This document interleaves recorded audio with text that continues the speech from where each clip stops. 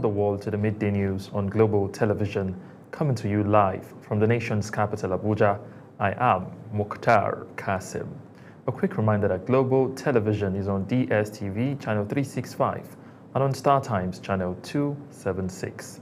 The federal government has ordered the immediate shutdown of 41 federal unity colleges across the country following heightened security concerns, with Education Minister Tunji Alausa directing principals to enforce compliance without delay. The circular from the Ministry of Education cited recent security challenges in several regions as the reason for the precautionary move. The affected schools span from the northwest, northeast, north central, and part of South Nigeria, reflecting the government's push to prevent any breach in vulnerable areas. In the meantime, the Nasarawa State Police Command has dismissed widespread reports claiming that pupil of St. Peter's Foundation Secondary School, Rukubi, in Doma local government area of the state, have been abducted. In a statement issued by the police public relations officer, Ramhan Nansel, the command described the viral account circulating across social media and some news outlets as false and not reflective of the actual event. According to the statements, the alarm was triggered when students heading to the school for physical and health education classes sighted armed hunters in the area and fled in panic, mistaking them for kidnappers. Their teachers subsequently escorted them back to the school premises. Nigeria's National Security Advisor, Nuhu Ribadu, has met with United States Defense Secretary Pete Hegseth in Washington after President Donald Trump threatened military action over alleged Christian persecution in Nigeria. The meeting, attended by top Nigerian officials, focused on United States claims of jihadist attack on Christians and Trump's warning that Nigeria risks sanctions or intervention. The Nigerian government maintains that terrorists target both Muslims and Christians and insists there is no state-backed persecution, even as insecurity continues to escalate nationwide. Senator representing Kaduna Central in the 8th Senate, Shehu Sani, has condemned the rising ways of killing across Nigeria and calls for urgent unity and collective action from citizens of all faith. He made the call at the Interfaith Summit in Abuja, attended by Christian and Muslim clerics. Topsy Gimba has the details.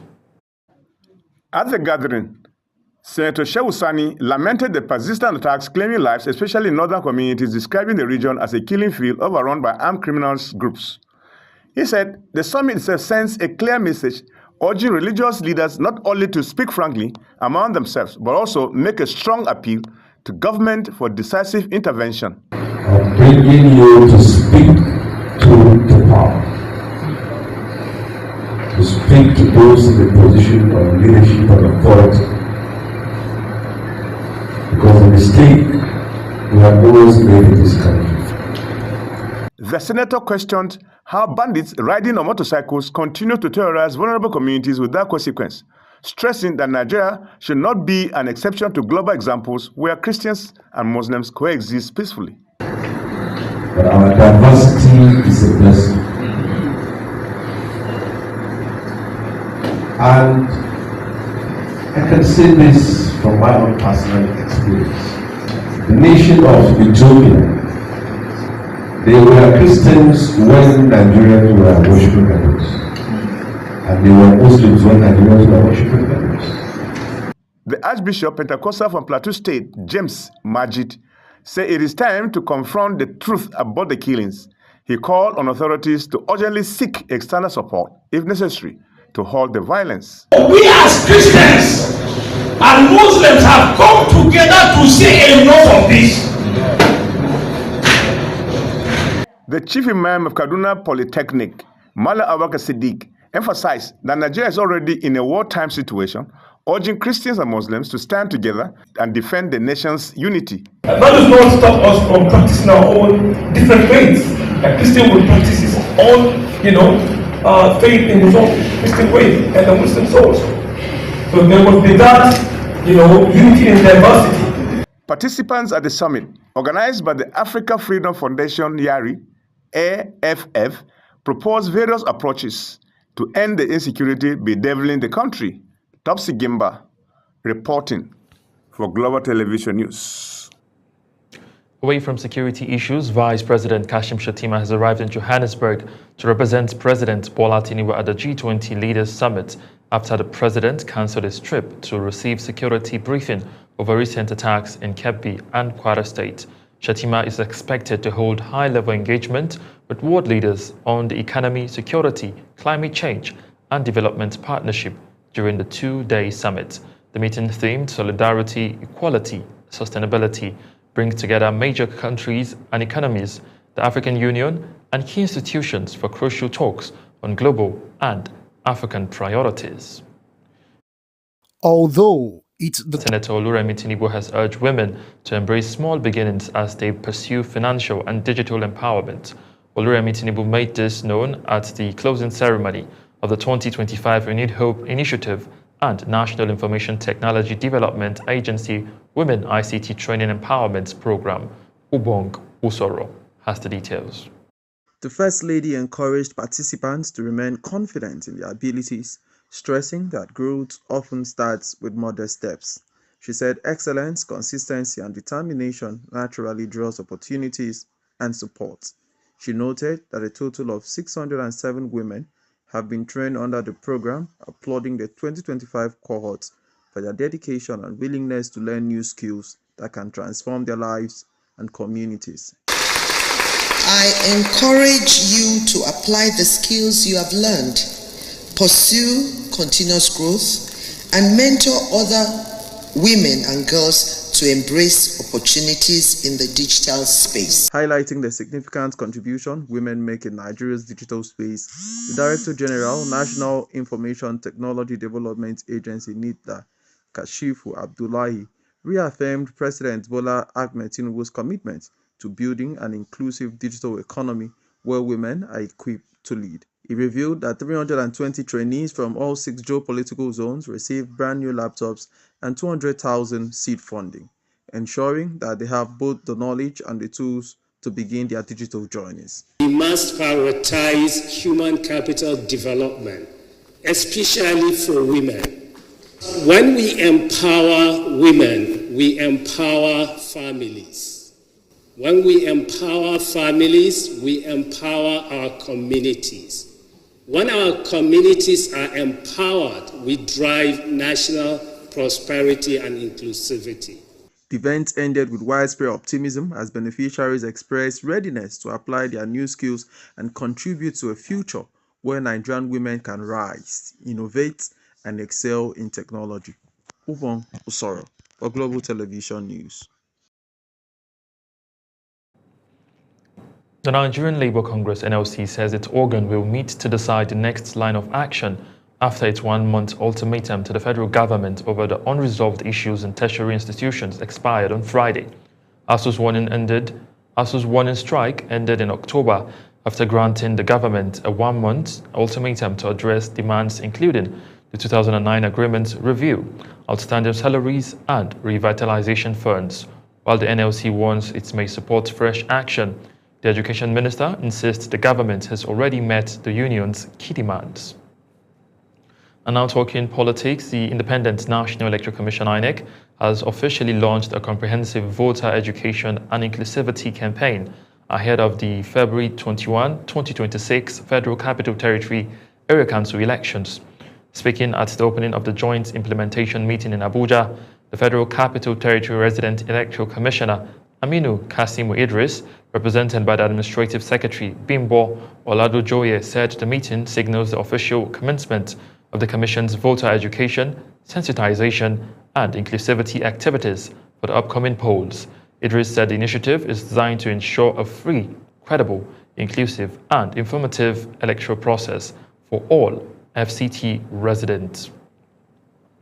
Now to the health sector, where the Federal Ministry of Health and Social Welfare has described attempted suicide as national public health emergency, which needs to be looked into with a view to find solutions to its end. The National Secretary of the National Task Force on Decriminalization of Attempted Suicide, Dr. Ojo Tunji, disclosed this during a sensitization engagement meeting on decriminalization of attempted suicide in Nigeria at the National Assembly. Zara Unasir now reports. It was a gathering of the staff of the National Assembly, together with non-governmental organizations working on mental health as well as civil society organizations and some from other relevant fields. The National Secretary of the Task Force on Decriminalization of Suicide, Dr. Ojotunde, says the aim of the meeting is to interact with staff of the National Assembly to sensitize them on the progress made so far on suicide decriminalization. You want to take your life, it is a criminal thing that should be punished. But what the evidence has also shown is that the fear of, if we decriminalize attempted suicide, is going to make it more rampant. It doesn't worth its salt. No evidence has shown that when we decriminalize attempted suicide, that such goes up. While delivering his speech, the clerk to the Committee on Specialty Healthcare of the National Assembly, Todu Yussi, says the sensitization meeting will help the line both in the Senate and National Assembly to get to understand more the content of a bill that's coming up seeking to decriminalize attempted suicide in Nigeria. He approved that we have this engagement to sensitize staff about a bill that's been drafted that is coming from the executive seeking to decriminalize attempted suicide in Nigeria. So the relevance of this engagement is to help our line staff. While presenting his paper on suicide, the president of the Association of Psychiatrists, Professor Teo Obindo, in Nigeria says it's high time for Nigeria to decriminalize attempted suicide in the country, as it's among the few countries still criminalizing it. Amongst the countries around the world, even within the African setting, we are one of the few countries left who is still criminalizing that attempted suicide. We know that one of the drivers for people to want to complete the act is this criminal aspect of the law. The sensitization program, which was interactive, shed more light on the upcoming bill seeking to decriminalize attempted suicide in Nigeria. Zahra Unasir, reporting for Global TV News. The National Drug Law Enforcement Agency, NDLEA, has arrested 20 Filipino crew members aboard a Brazilian vessel after officers intercepted at least 20 kilograms of cocaine concealed under the cargo at the Apapa seaport in Lagos. A court has granted a 14-day detention order for the suspect and the vessel MV Nord Bospor as investigations continue into the international trafficking operation. NDLEA Chairman Buba Marwa praised the operation, saying the seizure reflects heightened vigilance and a stronger chokehold on Nigeria's seaports. The Chief of Army Staff, Lieutenant General Wa'adi Shoibu, says the welfare of troops fighting banditry and terrorism will remain a top priority under his leadership. He made the pledge during his first operational visit to the headquarters of the Operation Fanseng Yamma in Gusau, Zamfara State capital. Sadia Yakubu has the details. General Shoibu, upon arrival, inspected the guard of honor before proceeding into a closed-door meeting with the theater commander and other senior officers, where he received operational briefings and updates on challenges faced by troops in the front line. Addressing troops after the closed-door meeting, the Army Chief assured that the Nigerian Army will tackle the challenges head-on to strengthen ongoing operations and support troops in carrying out their duties effectively. He commended the troops for their efforts in restoring relative peace that allows residents to go about their lawful activities, noting that military service remains a noble profession that requires determination and resilience. Now I want to encourage you to continue to uphold the core values of the Army or the armed forces, so that we will be able to tackle the myriad of challenges that is confronting Operation Fanseng Yamma area of responsibility. General Shoibu urged personnel to remain committed to the core values of Nigerian Army and sustain a pressure on bandits and their collaborators until normalcy is restored across the region. Sadia Yakubu, reporting for Global Television News.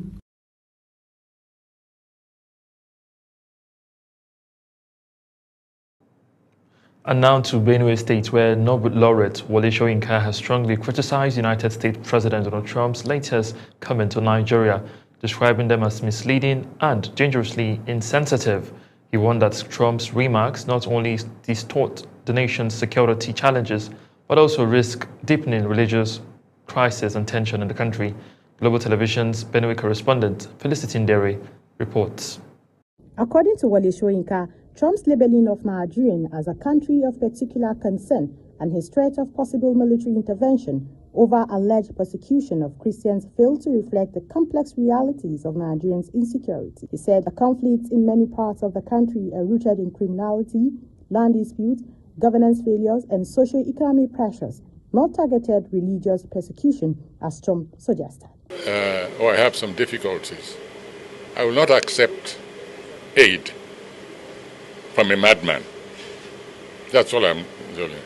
And my definition of a madman, or woman for that matter, is one who, when he or she says, I'm helping you, is actually complicating. In response, Governor Hyacinth Alia dismissed the allegations as inaccurate and harmful. He emphasized that victims of insecurity cut across Christians, Muslims and traditional worshippers, stressing that violence in Nigeria does not discriminate by religion. Governor Alia maintained that what the country needs is international support grounded in facts, not comment, that could escalate diversion or misrepresent experiences of its citizens. So I never denied that my people were killed. I still remain very firm that we have bandits, we have terrorists who come fully organized and destroy people, maim, kill. And the last time we had checked, as I have been consistently again, as I have been religiously stating. The meeting ended with a joint call for responsible global engagement and a deeper understanding of Nigerian security situation. Both leaders affirmed that the nation's challenges required informed solutions, not oversimplified narratives. You're watching the live broadcast of the Midday News. When the Midday News returns, Ukraine allies to strengthen U.S. peace plans at G20 summit. Details coming shortly, plus business and sports stories. On the other side of this break, please stay with us.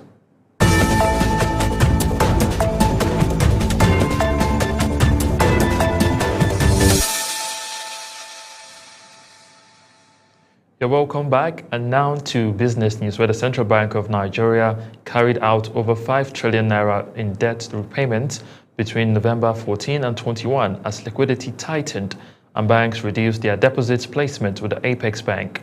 The week saw massive open market operations, obligations of 3.9 trillion naira settled alongside 1.2 trillion naira in primary market repayment, with a sharp spike recorded midweek due to clustered Nigerian treasury bills and bond maturities. Analysts say the movement reflects volatility, liquidity conditions, and one of the most aggressive repayment cycles in recent months. Still talking business, the House of Representatives has issued a strong warning to government agencies and stakeholders involved in the Naira for crude oil policy, giving them just 7 days to comply with its request or face sanctions. National Assembly correspondent Anita Patrick reports. The ad hoc committee investigating the implementation of the policy says it is fed up with what it describes as gross negligence from invited agencies who fail to appear or submit key documents. Chairman of the committee, Boniface Emerengwa, announced the ultimatum after a scheduled investigative hearing collapsed due to the absence of key stakeholders. We want to look at the various stakeholders, their complaints, their challenges. At this stage, we will request that you turn in your documents if they are available.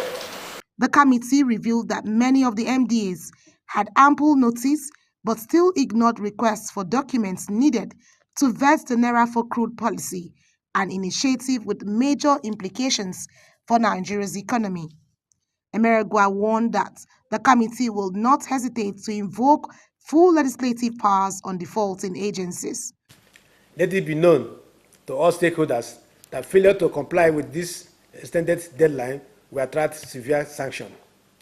This committee will not hesitate to invoke its full legislative powers, including but not limited to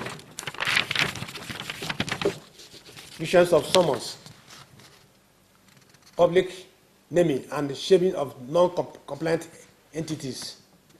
The committee, however, extended the submissions deadline to November 22nd, 2025, stressing that this is the last chance for compliance.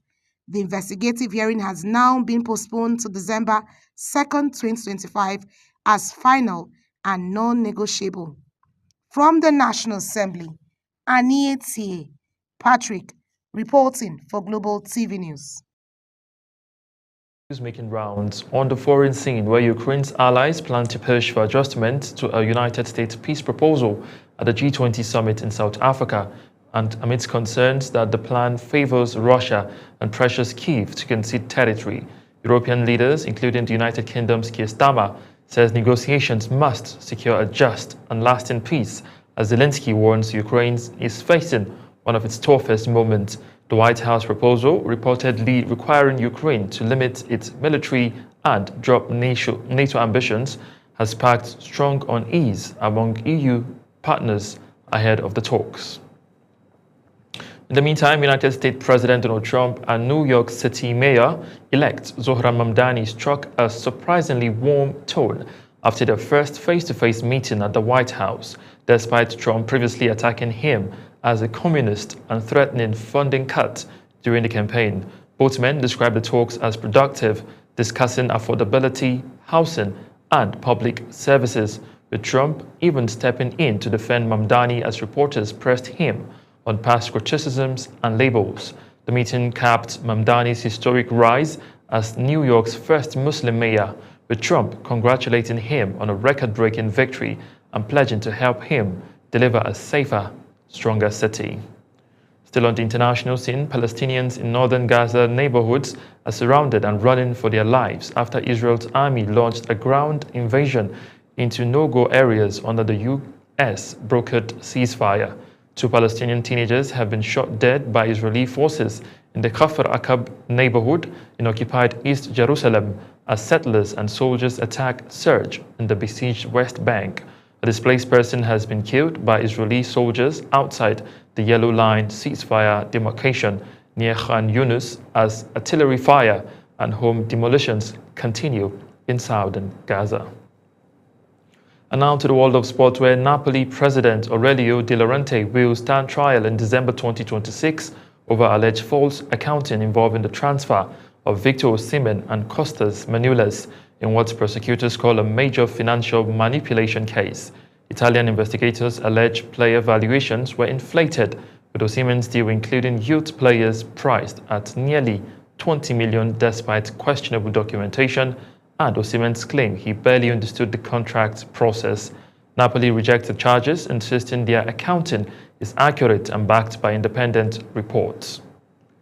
Still talking sports, Nigeria's Folashade Oluwafemi has won gold in the women's heavyweight para-powerlifting event at the 6th Solidarity Game in Riyadh, reaffirming her dominance in the sport. Team Nigeria also clinched gold in the mixed 4x400 meter relay and added medals in wrestling, with Esther Kolawole winning gold and Damola Ojo taking silver. The performances mark a strong overall outing for Nigeria, showcasing depth, resilience, and world-class competitiveness across multiple events. Now that's it on the Midday News. A quick reminder that Global Television is on DSTV channel 365 and on Star Times channel 276.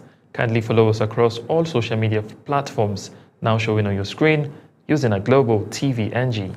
I am Mukhtar Kasim. Saying a very big thank you for watching.